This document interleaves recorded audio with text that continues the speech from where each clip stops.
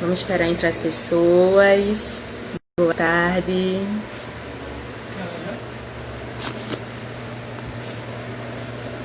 Boa tarde, gente.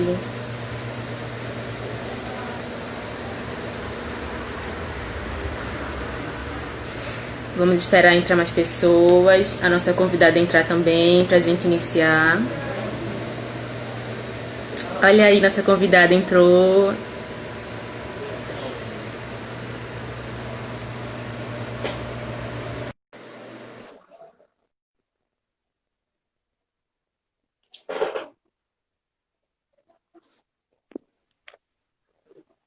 Olá, Alana, boa tarde.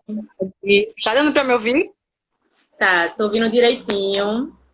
Pronto, ótimo. Com a gente. Acho que já podemos iniciar. Tá entrando o pessoal. Sejam todos bem-vindos. Então, tá me ouvindo direitinho também? Tô sim. Perfeito. Meu nome é Joyce Oliveira, eu sou graduanda em História pela UFPE e integrante do Laberê. A nossa live de hoje, que tem como título Cotas Raciais na Pós-Graduação, por que isso incomoda, busca discutir a quem e por que as cotas raciais incomodam tanto, né? Por que os nossos corpos negros na universidade, mais especificamente na pós-graduação, incomoda tanto. Então, a gente vai conversar um pouco sobre isso nessa tarde, visto que as ações afirmativas elas são fruto de grande luta, né, dos movimentos negros brasileiros e foram conquistadas duramente por esses grupos, né, esses grupos negros. Então, as ações afirmativas foram estabelecidas pela Lei número 12.711, de 2012, que previa a reserva de vagas para pessoas negras, pessoas indígenas e pessoas com deficiência na pós-graduação. E, em 2016, com a portaria de número 13, essas ações afirmativas foram expandidas para a pós-graduação, né? Na quinta-feira passada, no dia 18 de junho, nós fomos surpreendidos com a revogação dessa portaria, com o último ato do então ministro, né, da Educação, agora ex, o Abraham Weintraub, que suspendeu essa portaria. Então, a partir daí abriu-se, né, esse diálogo, essa necessidade da gente dialogar sobre isso. Essa semana, na terça-feira, o MEC, né, tornou sem efeito essa portaria do ex-ministro, mas mesmo assim continua sendo muito pertinente esse debate, porque essa tirada de direito, né, de efeito do ato do ex-ministro foi também fruto de muita luta, né? Então, assim, nas redes sociais a gente já se posicionou prontamente quando viu essa notícia. Pessoas que estavam lá dentro, né, na política de outros partidos também se posicionaram contra. Então, tudo quando envolve o movimento negro, né, as nossas conquistas, é fruto de muita luta e a gente tem que ficar muito vigilante sempre, inclusive no momento de pandemia, no momento em que as questões raciais estão sendo muito discutidas, né, com manifestações por todo o mundo, e a gente é surpreendido por uma notícia dessa. Então, isso mostra a importância desse diálogo, né, da gente discutir sobre isso. Então, a live é promovida pelo Laberê, né, o Laboratório de Educação das Relações Étnico-Raciais da UFPE, que foi criado em 2018 e atualmente conta com 20 integrantes. A nossa convidada, a Alana de Carvalho, ela é mestranda de Sociologia e integrante do coletivo Afronte. A gente vai conversar aqui e enquanto a gente conversa eu vou ficando de olho nas perguntas e encaixando aqui na nossa conversa. Alana, eu gostaria que você se apresentasse um pouquinho para a gente. Seja bem-vinda à nossa live. Muito bom ter aqui para a gente conversar um pouco.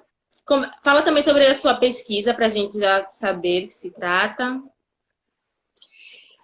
Boa tarde. Queria agradecer primeiramente, né, pelo convite para participar da live, né, e para falar de um assunto que é tão necessário, né, e que é tão importante assim, porque se trata da nossa permanência, né, e da nossa presença em espaços que são historicamente reservados para uma elite, né? Sempre existe uma cota para brancos nesse espaço, assim, né? Na verdade. E aí a gente está, né, nesse movimento de ocupar esses espaços a duras penas, né?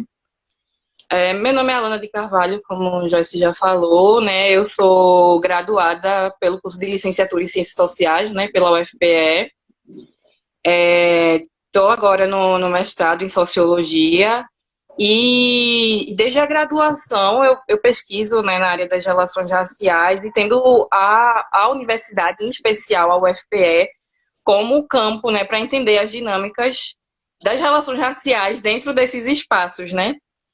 E agora no mestrado eu tenho pesquisado mais sobre a questão da política de cotas, né?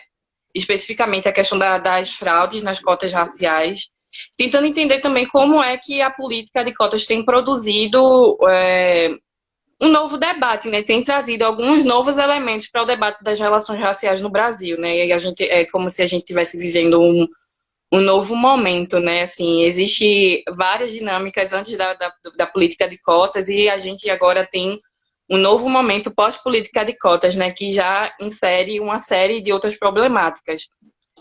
E também faço parte do coletivo Afronte, né, que é um coletivo de estudantes negros universitários, né, a sua grande maioria desses estudantes são da UFPE, e a gente realiza ações, né, de enfrentamento ao racismo, principalmente em escolas também, né, acho que as nossas últimas ações foram muito nesses espaços das escolas, né. Massa, Lana. Nesse aspecto, conta pra gente um pouquinho como acontece a seleção na pós-graduação, porque essa seleção na pós-graduação é diferente da graduação, né? Então, é importante a gente saber dessa diferença e como ela acontece. A seleção, né, o processo seletivo na pós-graduação é um processo bem difícil, né, um processo com várias etapas. Na época que eu fiz a seleção no programa de pós-graduação em Sociologia, ainda não havia cotas, né, a política de cotas na Sociologia entrou no ano passado, na seleção do ano passado para os ingressantes nesse ano, né, de 2020. Mas quando eu fiz a seleção, né, eu tive que fazer uma prova escrita, uma prova teórica, uma prova de idiomas, né, tive que submeter um projeto, né, para avaliação da banca e também tive que fazer uma entrevista, né, e todo esse processo foi um processo bem difícil porque, né, além dos fatores estruturais, de obviamente eu não ter um bom inglês, de eu estar nesse corre, de construir um bom projeto e tudo mais, também tem a própria questão do quanto a gente se sabota também por conta desses aspectos estruturais, né, da gente não se ver como pessoa que pode estar nesse lugar, da gente não se ver como potência, né, assim, como potenciais intelectuais, como potenciais pesquisadores, assim, então tem toda essa dinâmica que acaba afetando também a nossa autoestima, né, no momento que a gente vai participar desses processos, assim.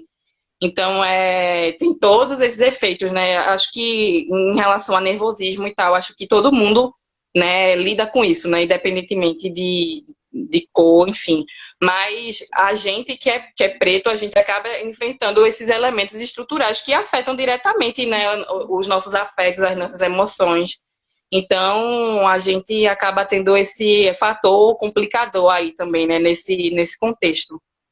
E aí, com a seleção através do sistema de cotas, ela é um pouco complexa, assim, porque cada universidade, ou cada programa, na verdade, que adere ao sistema de cotas na pós-graduação, ele tem autonomia de escolher como é que vai se dar, né? Então, quais são os grupos que vai se destinar, né? Qual vai ser o público-alvo dessa política, qual vai ser o quantitativo de vagas, né? Então, no caso da sociologia, por exemplo, são 4 vagas para o sistema de reserva de vagas e o grupo escolhido são a partir da questão étnico-racial, né? Então, a cota vai ser para pretos e negros e indígenas, né?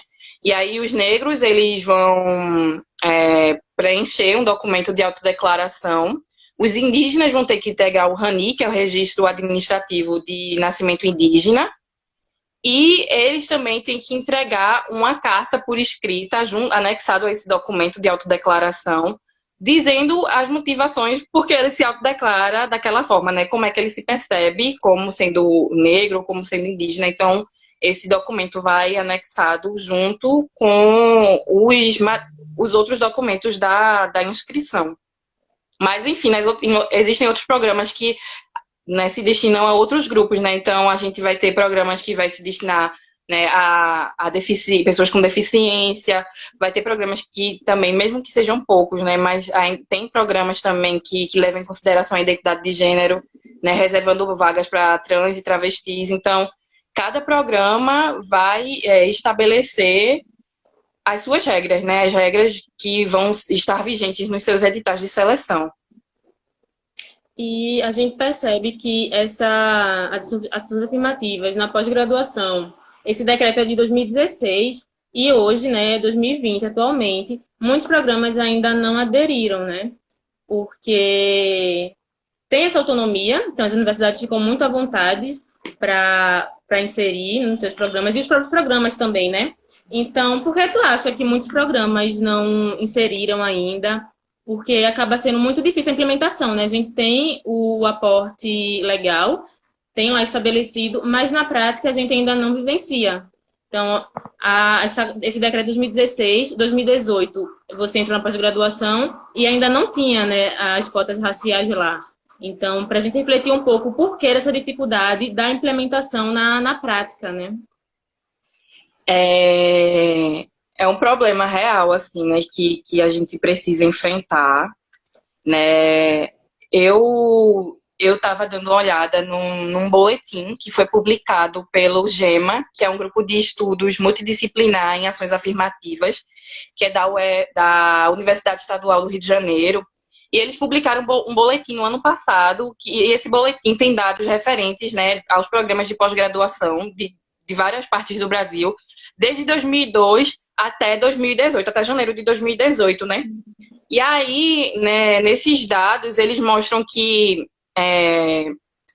existem os conselhos universitários, muitas vezes, eles incentivam, né, que os programas de pós-graduação possam aderir às políticas de cotas, né, ou às políticas afirmativas para o processo seletivo. Só que fica a cargo, muitas vezes, dos próprios programas tomarem essa decisão. Então, no caso, por exemplo, da UFPE, a gente vai ver, por exemplo, uma quantidade de cursos de pós-graduação com políticas de cotas, só nesses cursos que se discute mais a questão racial, ou que se discute a questão de gênero. Então, tipo, sociologia, antropologia, serviço social e educação. Até que onde se sabe, na UFPE, são esses cursos que têm cotas na pós-graduação.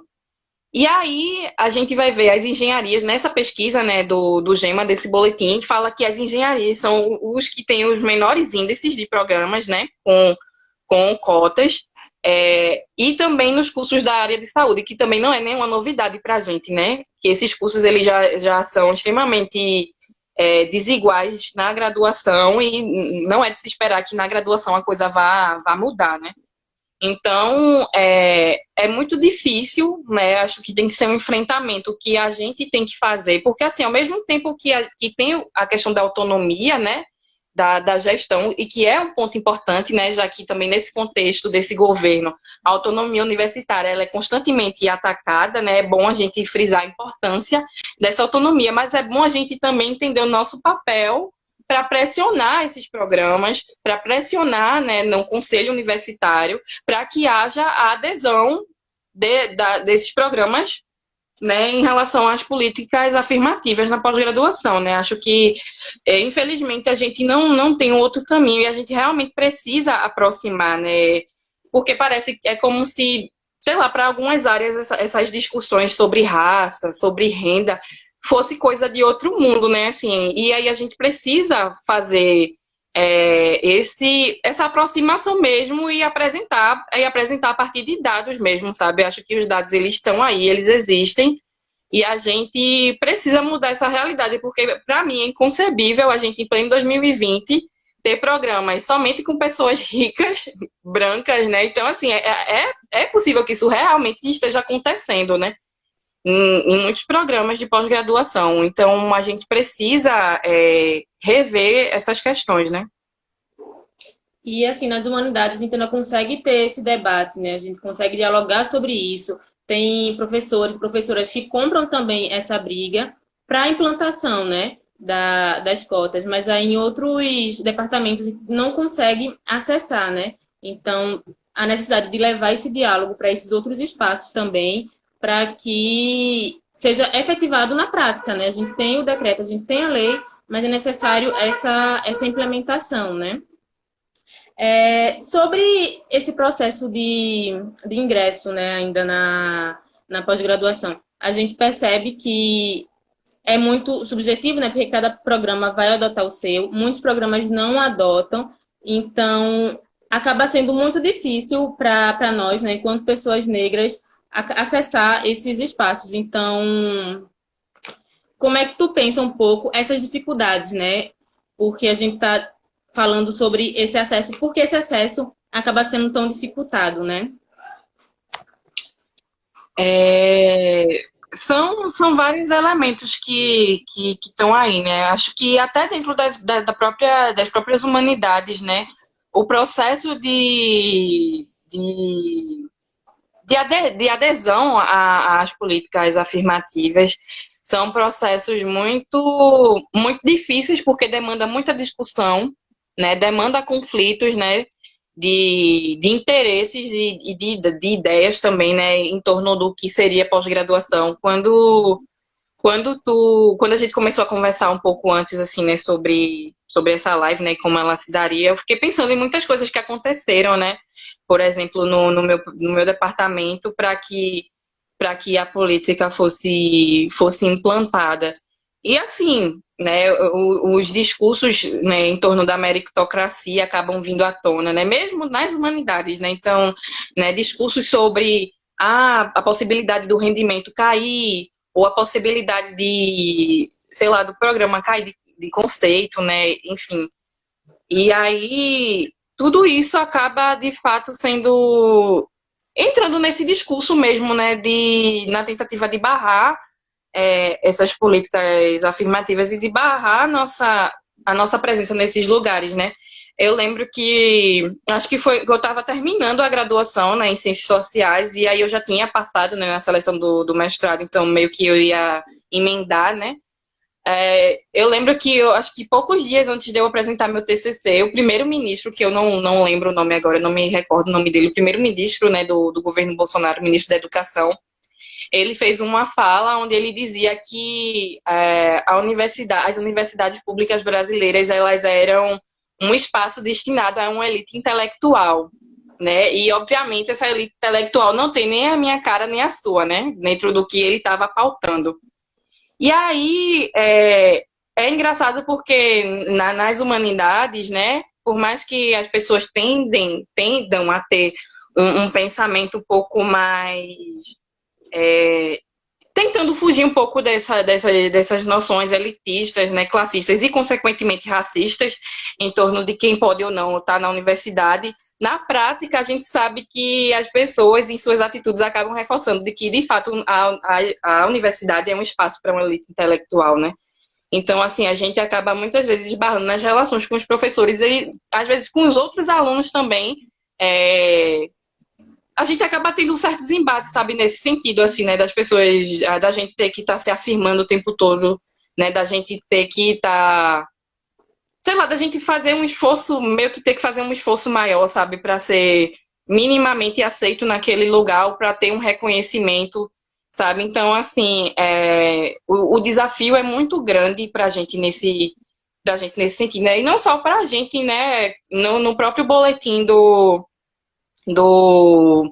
GEMA, a gente percebe que os indígenas também, eles também enfrentam uma série de problemas, assim, né, em relação a esse acesso à graduação e também à pós-graduação, né, e eles estão em um quantitativo bem baixo, porque na maioria das vezes essas políticas de cotas na pós-graduação têm atingido uma maioria de estudantes negros, né? Mas ainda tem chegado pouco, assim, para os indígenas.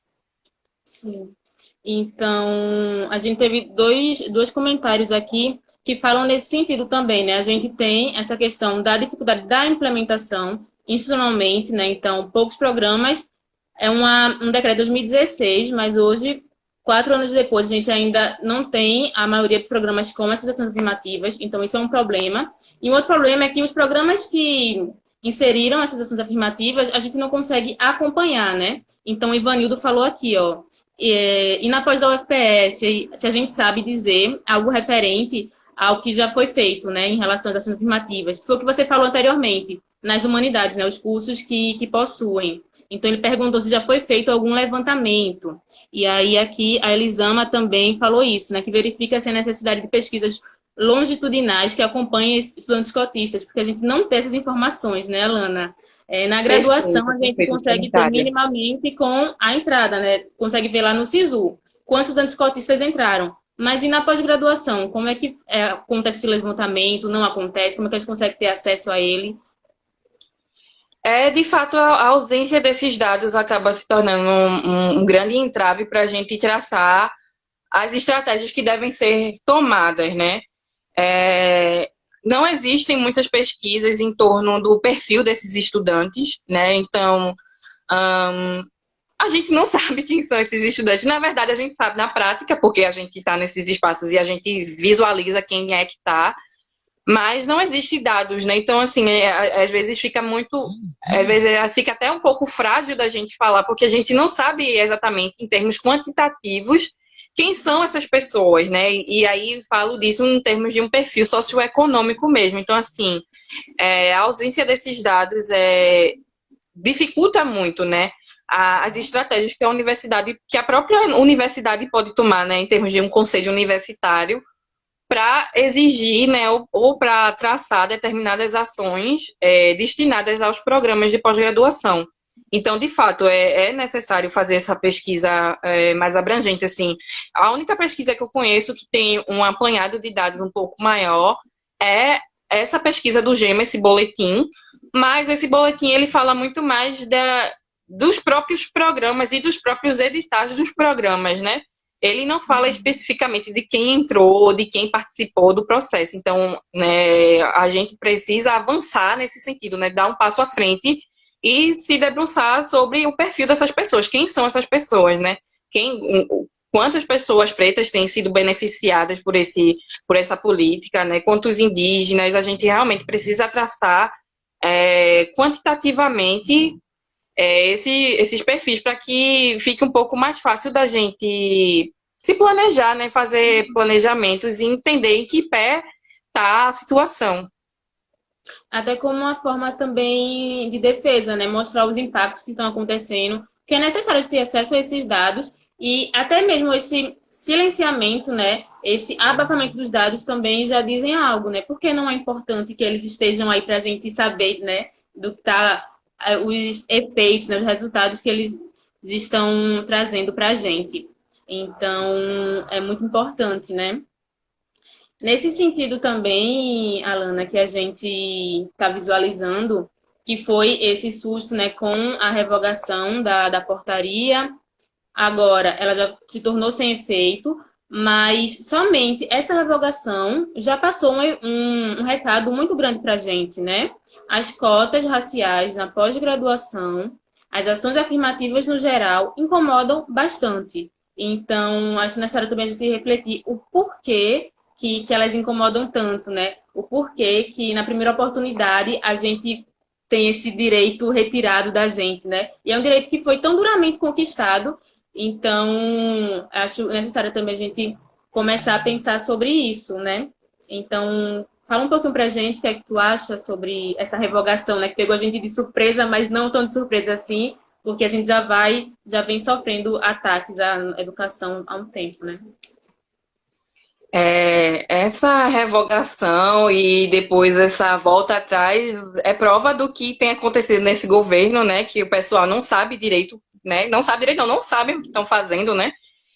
Mas, de fato, essa revogação ela deve servir para a gente como um start, principalmente para a gente começar a se fortalecer nos nossos grupos, nos nossos coletivos, né, através dos nossos estudos, em relação às políticas afirmativas no geral, não só para a pós-graduação, mas para a graduação também, né? A gente já entrou nos anos 20, né, 2020, e o prazo para a política de cotas acabar está chegando, assim, né? Ano após ano está passando esse tempo, e aí daqui a um tempo a gente vai precisar retomar esse debate sobre a necessidade das cotas, sobre a constitucionalidade das cotas, enfim, né?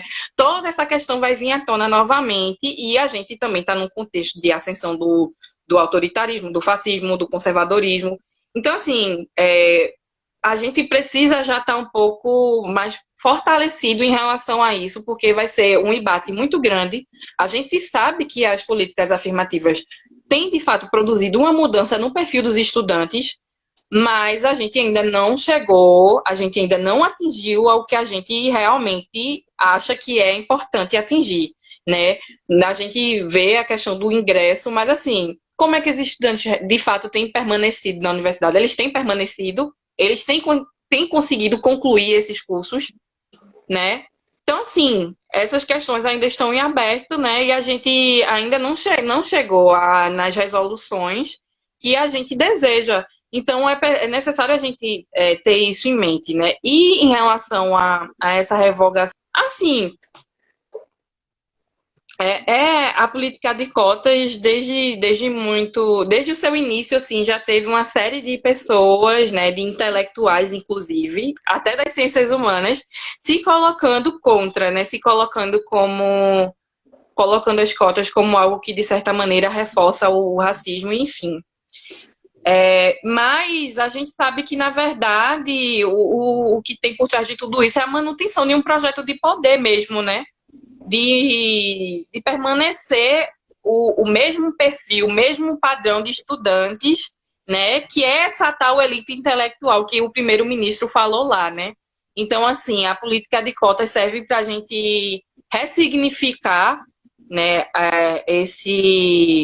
essa tal elite intelectual e, ao mesmo tempo, a gente sair da condição de objetos de estudo e se tornar sujeitos, né, intelectuais que têm a capacidade de refletir sobre as suas próprias questões, né? A gente ter essa capacidade de falar na primeira pessoa, né? A gente sabe que, historicamente, e principalmente nas humanidades, tanto negros quanto indígenas serviram apenas de bibelô, né, para os pesquisadores, né? A gente foi objeto de pesquisa, né? A gente foi considerado como pessoas que tinham tendência ao crime, como pessoas loucas quando ficavam em transe nos terreiros de candomblé, e tudo isso nos trabalhos acadêmicos produzidos por pessoas brancas, né? E quando a gente se insere nesse espaço, a gente ressignifica e a gente derruba essas teorias racistas e que nos objetificam. Então, a gente está nesse lugar, a gente romper com esse tipo de pensamento, é a gente romper com esse tipo de ideia e construir novas formas de conhecimento e novas epistemologias.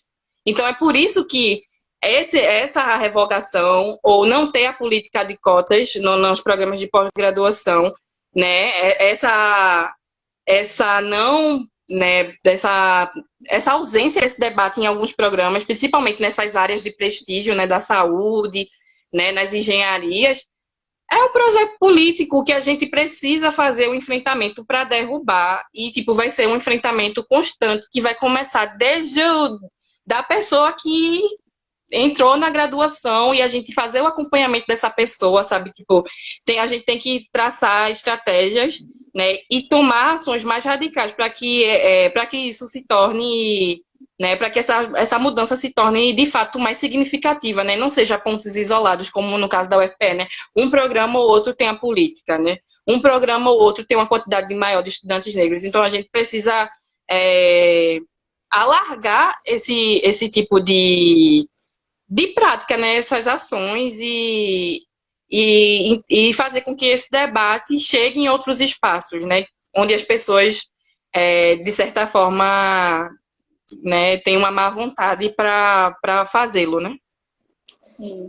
E é isso, né? Muito alarmante, porque quando a gente começou com um processo mínimo de reparação, com essas ações afirmativas, com essas políticas públicas, a gente fica o tempo todo nesse estado de vigilância, né? Então, os nossos corpos, dentro desse espaço de poder que é a universidade, que é a academia, eles incomodam muito. E justamente por isso que tu falou, né? Eu achei, assim, brilhante a tua colocação, que é isso. A universidade gosta muito de ter as pessoas negras como objeto de estudo, né? Então, as pessoas falando sobre nós, sobre nossas histórias, pesquisando, né?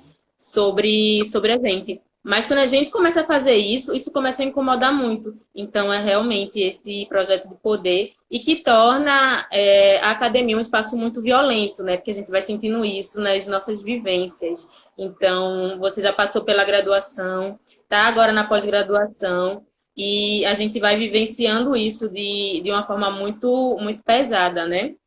Então, queria que tu falasse um pouquinho sobre essa tua trajetória, né?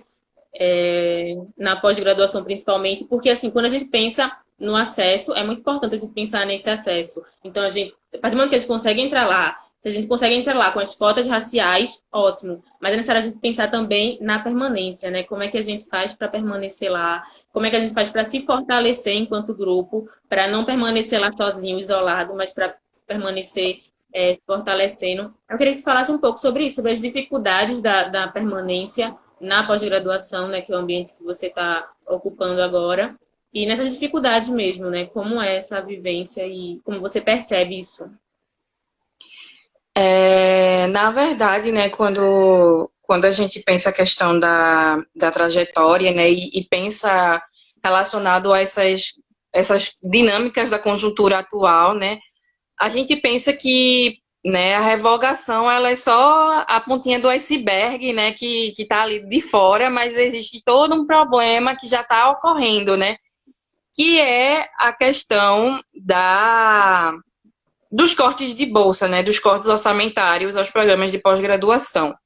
E os programas que são bastante prejudicados, né, nessa conjuntura, né, nessa questão dos cortes, são os programas das humanidades, né, porque acaba que, por exemplo, os programas das áreas de engenharia, né, das áreas da saúde, além deles receberem os recursos, né, os recursos federais, eles muitas vezes recebem incentivos de empresas privadas, né, porque a gente sabe que a questão, né, das empresas privadas ali rodando a universidade pública é uma questão que existe, né, a gente não pode negligenciar isso. E aí os programas das humanidades, eles acabam sendo afetados diretamente, porque primeiro, muitas vezes o que a gente pesquisa não é considerado de fato interessante e necessário. Segundo, porque nesses programas onde se pesquisa sobre raça, gênero, sexualidade, então são assuntos que também, né, principalmente nessa conjuntura atual, não são interessantes, né? E também tem a questão de que nesses programas também tem uma maior concentração de pessoas não normativas, né? Pessoas negras, bichas, enfim. Então, tem todo um projeto, né? Tem toda uma questão que contribui para isso, né? E dificulta essa permanência da gente, porque, obviamente, um estudante pobre, né, e na sua maioria são estudantes negros, eles não têm como se manter numa pós-graduação sem bolsa, é muito difícil. Esse estudante vai ficar completamente limitado. Ele não vai ter como participar de eventos, ele não vai ter como participar de grandes seminários, ele vai acabar ficando confinado ao espaço da sala de aula e fazer a sua pesquisa. E muito mal, que até para a gente fazer as nossas pesquisas, a gente precisa desse recurso, né? Para a gente comprar um computador, para a gente comprar um gravador, a gente precisa desse recurso, e até porque a gente precisa ser remunerado, porque a gente está fazendo um trabalho, né? A gente está fazendo pesquisa, a gente está produzindo conhecimento. Então, né, essa questão da permanência sem bolsa nos programas de pós-graduação é algo que, de fato, vai afetar e tem afetado uma maioria de estudantes pobres e negros, obviamente. Até para uma pessoa que tem condições, né, que tem dinheiro, fica difícil. Imagina para quem não tem, sabe? Então, assim, tem todo uma problemática, né, que esses programas têm enfrentado em relação a esse corte de bolsas. E, infelizmente, a gente sabe quem vai ser afetado diretamente, né, nessas dinâmicas. Assim, não tem muito o que discutir em relação a isso, sabe? E é muito pesado, né? Porque interfere diretamente nas nossas perspectivas dentro da academia, né? Porque eu, enquanto graduanda, penso nisso. Como vai ser fazer um mestrado sem uma bolsa, sabe? É possível, porque tem que trabalhar para se manter lá dentro, né? Para ter o dinheiro da passagem para chegar na universidade, para realizar a pesquisa. Então, são formas veladas, assim, que vão encontrando de tirar a nossa permanência lá mesmo, né? De dizer. E a gente vai percebendo isso, né? São mensagens que impactam diretamente, dizendo assim, ó, seu corpo, você não pertence a esse ambiente, né? Então, é um processo violento, né? Então, nesse sentido, a gente precisa começar a pensar também estratégias, né? De permanência, de se fortalecer nessa lá dentro desse ambiente. Quais são as formas e as estratégias que você visualiza, Alana, assim, para a gente continuar, né, ocupando esse espaço e se fortalecendo lá dentro? É, acho que a gente é até um pouco difícil, assim, às vezes falar, né? Porque a gente tem tanto desafio no âmbito educacional, sabe? Que às vezes a gente tem que pensar em estratégia desde a criança preta na creche até, sabe, a pessoa preta podendo acessar um concurso público, sabe? Então, assim, é um desafio que permeia toda a nossa trajetória, né? Desde o início, assim. Mas eu penso que em relação à questão da pós-graduação, né? Acho que a gente precisa, já na graduação, começar a fomentar, na verdade, em todo o processo de ensino, sabe? Enfim, da graduação é um processo onde está mais perto disso, né? Mas, assim, incentivar os adolescentes pretos, as crianças pretas, né, e indígenas também, nesses espaços, de que elas são pessoas que têm um potencial de ser intelectuais, de ser pesquisadoras e de serem boas onde elas estiverem, sabe? Eu acho que isso tem que ser colocado o tempo todo, sabe? Tipo, que nem enfim, enfim, isso tem que ser colocado o tempo todo para essas pessoas, assim, como um lembrete que fique martelando na cabeça delas, sabe? Que elas, né, têm essa capacidade. E, inclusive, eu falo isso, mas falo também trazendo isso para mim, né? De como eu também tenho que estar o tempo todo lembrando disso e falando isso para mim mesma, né? De que eu sou uma pessoa que eu vou me tornar uma boa socióloga, que eu vou ser uma doutora, enfim, eu tenho que estar o tempo todo olhando para mim mesma e afirmando isso, porque existe toda uma estrutura dizendo que eu não vou ser, né? Ou que dizendo que eu vou ser, mas que tipo, eu não vou ter reconhecimento, ou que o meu trabalho tem menor qualidade, né? Porque meu trabalho é muito subjetivo, porque eu sou uma pessoa negra falando de negro, né?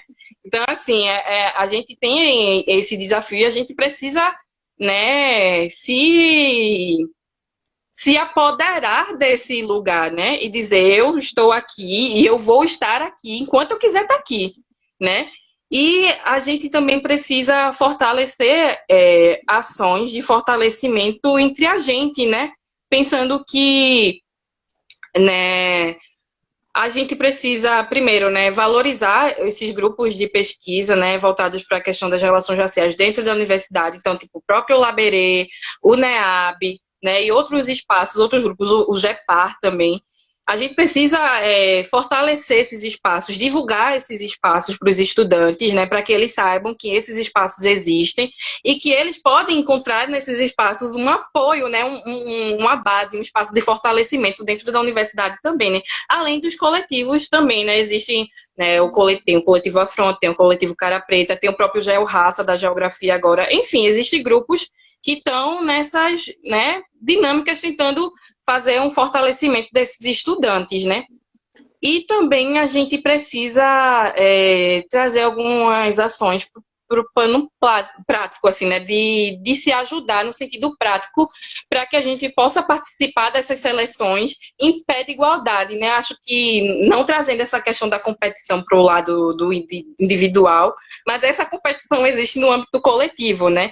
E as pessoas brancas, elas se fortalecem muito entre elas, assim, elas não se gostam, né? Isso não quer dizer que elas se gostam, elas se amam, mas na tentativa de continuar mantendo, né, o seu lugar de privilégio, mantendo seus interesses, elas vão lá se fortalecer e se ajudar mutuamente, né, para participar das seleções, vão lá chamar o colega para corrigir o trabalho dele, e às vezes eu sinto essa falta, né, dessas dinâmicas entre a gente, e a gente precisa fortalecer essas ações, sabe? De tipo, se eu sou boa em inglês e tal, e eu sei que um amigo preto vai fazer uma seleção que vai ter a prova de idioma, eu chegar nele e, olha, vamos estudar inglês, sabe? Se eu sou uma pessoa que sou desenrolada em projeto de pesquisa, vamos ajudar o colega, né, nesse sentido de, né, corrigir o trabalho e tal, de conversar com ele, trocar uma ideia com ele sobre aquilo, porque às vezes um olhar de fora vai ajudar, né, a pessoa a abrir um pouco o seu horizonte sobre aquilo. Então, tipo, a gente precisa criar essas estratégias, né? Eu conversava com o pessoal do meu coletivo, do Afronte, e a gente falava muito dessa necessidade de existir também cursos preparatórios para pós-graduação, né? Acho que é algo que também é necessário. Então, assim, a gente tem que se fortalecer e, de fato, né, chegar nessas seleções e passar nos primeiros lugares para a gente garantir a nossa bolsa, porque é sobre isso mesmo, sabe? A gente não pode ser inocente, né, nesse sentido. E é isso, a gente não tem muito o que fazer, a gente tem que realmente arregaçar as mangas e contribuir como a gente pode contribuir, sabe? Eu acho que não no momento que a gente está e diante das ferramentas que a gente tem que se agarrar com isso mesmo. E a gente vai sofrendo ataques assim o tempo todo, né? O Cledson deixou aqui uma mensagem que ele diz assim: até hoje tem professores na pós que dizem que os ativistas não fazem pesquisa. E aí é aquele ataque que você estava falando, né? Que nós, enquanto pessoas negras, pesquisando nossas temáticas, né? Criando nossas epistemologias lá dentro, somos apontados como fazendo uma produção que é muito subjetiva, né? Que não é válida na academia. Então, esses ataques vão acontecendo, assim, nessas miudezas, né? Que vai sendo muito sutil a forma como vai se apresentando pra gente, mas que é muito agressivo, né? Como chega. Então, essa necessidade mesmo do fortalecimento que você estava falando. É isso, né? Acho que essa questão, né? Eu nunca. Desde que essa questão, né?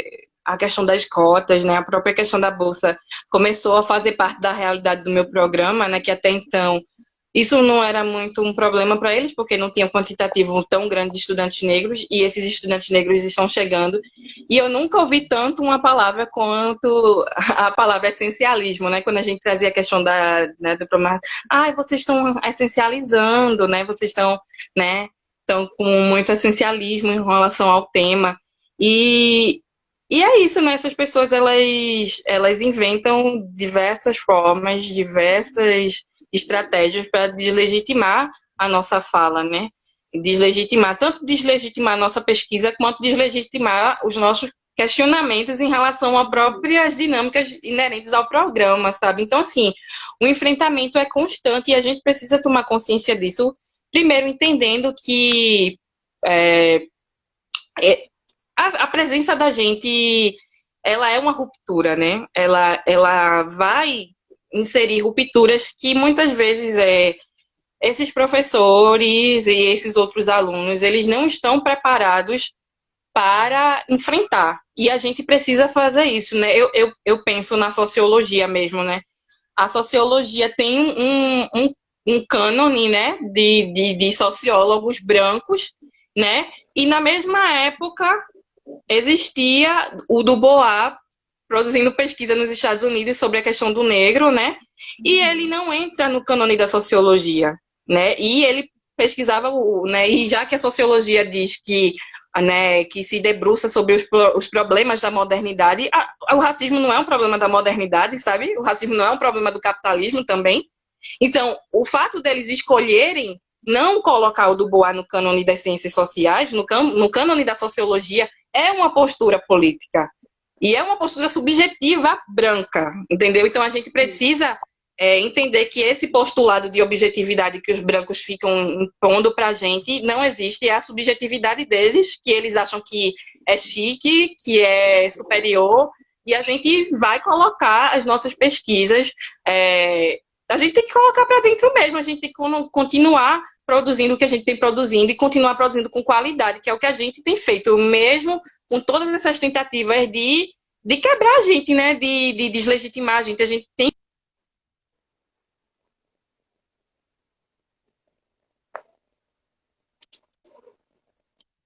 Voltou.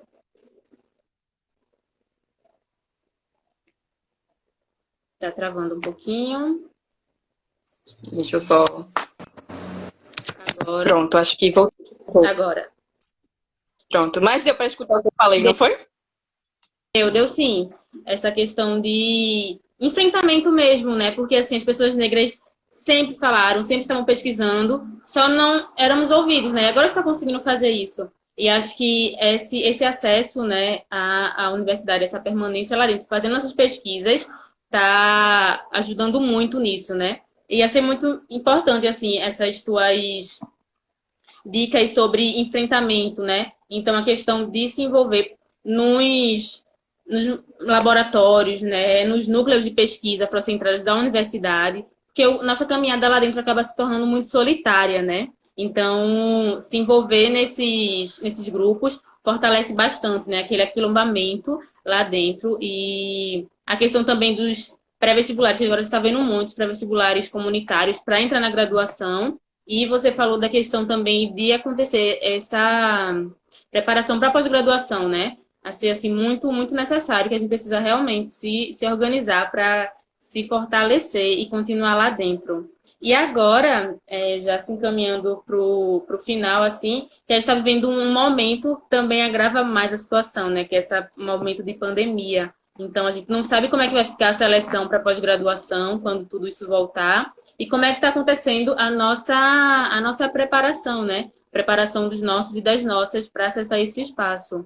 Então, vamos falar um pouquinho sobre essa questão, que acho bem importante, né? Se numa situação de normalidade, né? Assim, já é muito difícil acessar esse espaço, imagina dentro de uma pandemia, né? Como é que fica a questão psicológica, a questão mental da gente dentro disso tudo, né?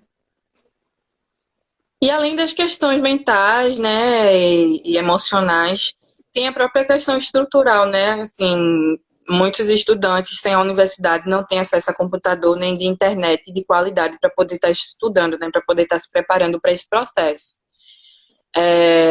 É difícil, né? O processo em si já é difícil, mas nesse contexto se complica ainda mais. Mas é necessário isso, né? A gente tentar um pouco adotar essas estratégias, né? Que, assim, que eu falei, mas a gente poder fazer um pouco disso, assim, fazer o trabalho de formiguinha, sabe? E tentar se fortalecendo da maneira que a gente pode e tentar fazer o máximo que a gente puder, né, em relação a isso, porque, de fato, existem inúmeros fatores que podem impedir, né, a nossa presença nessas próximas seleções de mestrado e doutorado, né, por conta da pandemia. Mas a gente, primeiro, acho que, primeiro e acima de tudo, a gente precisa se fortalecer a nossa autoestima mesmo, sabe? De se olhar como uma pessoa que pode e que deve estar nesse lugar, né? Da gente tentar conversar com amigos, né? Com pessoas aliadas nossas, né? E trocar uma ideia sobre o que a gente tem se interessado sobre pesquisa, sabe? Trocar ideia um pouco sobre metodologia, sobre algumas coisas, porque é isso, assim, né? Vai ser muito difícil, mas eu acho que a gente também tem que procurar as saídas, né? Para que a gente possa. Para que a gente possa realmente participar dessas seleções. E essa saída, assim, a gente só vai conseguir encontrar na coletividade, né? Nesse sentido, assim, a gente só vai encontrar nesse fortalecimento, né? Entre a gente, assim, acho que não vai ter muita alternativa fora essas, sabe? Então, acho que desde já a gente já precisa, sabe, tipo, catar os editais, dizer, olha, seleção tal foi marcada para tal dia, o edital já está aí, vamos começar a se juntar, vamos começar a se organizar, vamos começar a estudar um pouco de inglês, pegar uns exercícios, algumas coisas assim. Acho que nesse momento o que a gente pode fazer é isso, sabe? A gente pode ir tentando fortalecer essas ações, assim, nesse sentido. Porque, de fato, acho que esse contexto da pandemia, né, e como a gente tem visto também em relação ao Enem, assim, vai ferrar a gente, né, nesses processos, assim. E aí a gente precisa já, desde já, começar a traçar algumas estratégias para tentar minimizar esses impactos, né? Esses impactos, eles vão existir, né? Mas a gente precisa encontrar estratégias para minimizar mesmo. Sim. A gente já está se encaminhando para o final, né, da nossa conversa. Se alguém tiver alguma pergunta, aí pode deixar aí, né? Mas eu queria te agradecer muito, Alana, por essa conversa. É muito importante, né, e muito necessário a gente estar conversando sobre essas questões, debatendo mesmo, porque é aquilo, né, que a gente falou, a gente tem que estar em constante vigilância, né? Então, a gente está numa constante luta para conseguir esses direitos, e depois que eles são conseguidos, a gente precisa estar constantemente em vigilância para que a gente não perca, porque é muito fácil, né, perder eles, assim. Então, essa vigilância constante, essa necessidade de dialogar sobre, de nos fortalecermos internamente enquanto grupo, para continuarmos nessa caminhada, né? Então, é uma conversa muito dura, mas também consegue visualizar perspectivas, né? E eu acho que a gente está caminhando para isso, assim, seja fazendo parte de grupos, de coletivos, seja pesquisando sobre isso, seja se juntando com os nossos, né? E nessa caminhada, eu acho que temos perspectiva, sim, de enfrentamento, né? Então, essa conversa aqui hoje também acontece muito nesse sentido. Então, muito feliz que ela tenha acontecido. Queria te agradecer em nome do Laberê. Muito bom conversar com você. E pode ficar à vontade também para se colocar nesse finalzinho. Eu queria agradecer também, né, pelo convite e pela conversa, né, e pela oportunidade de falar sobre isso. Acho que tem tantas coisas, né, tantos problemas acontecendo e é meio tenso a gente ter que estar aqui falando né, desse problema, mas acho que a pós-graduação e estar nesse lugar e ocupar esse lugar é algo que a gente tem que colocar ele já está colocado, né, como um projeto nosso, mas que ele tem que ser reforçado, né? Eu tenho visto muitas, sei lá, assim, amigos, pessoas próximas, assim, meio desmotivadas para fazer seleções e tal, e isso realmente me entristece muito.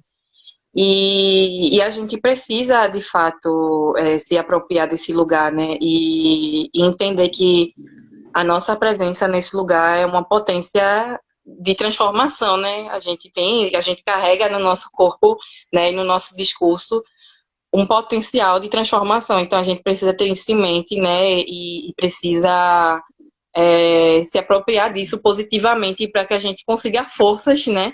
Para permanecer, né? E para enfrentar esses desafios que são muitos, mas que, né, no final das contas, isso leva a gente a algum lugar, assim, e isso também dá a expectativa de que a gente vai conseguir trazer outras pessoas para esse lugar, né? Acho que eu de fato penso que não faz sentido somente eu estar na pós-graduação e achar que é o suficiente, que tá massa, que a mudança já começou, quando na verdade ainda tem um monte de gente que nem tá na graduação ainda, sabe? Tem gente que ainda não tá nem conseguindo concluir o ensino médio.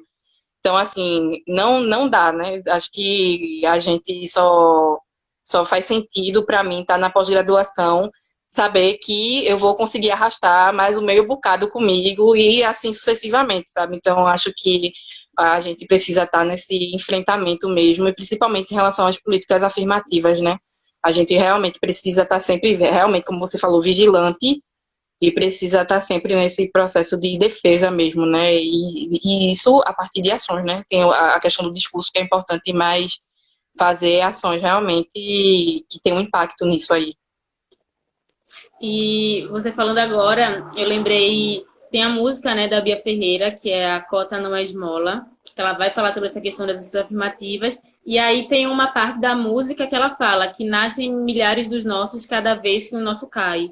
E aí, você falando aqui agora, eu pensei que também tem essa questão de sobem com a gente milhares também. Esse é o nosso objetivo, né? Cada vez que um de nós sobe, cada vez que uma de nós está assim, na pós-graduação, na graduação, o nosso objetivo é trazer milhares dos nossos com a gente, né? Então, tanto para a graduação quanto para pós-graduação. Então, é um esforço nosso.